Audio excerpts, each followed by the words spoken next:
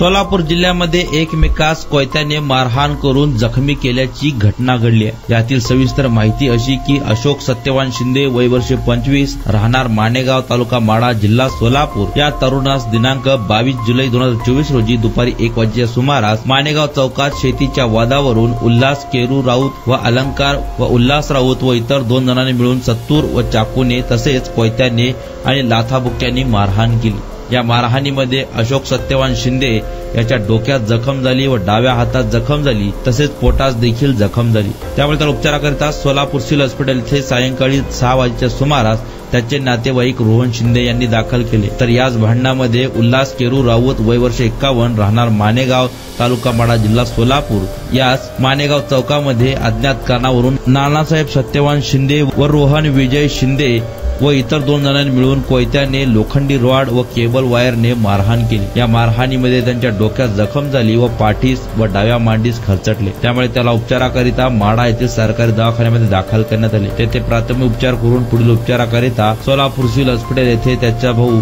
अक्षय राऊत यांनी दाखल केले। सदर घटनेची नोंद सोलापूर सिव्हिल हॉस्पिटल पोलीस चौकी या ठिकाणी झाली आहे।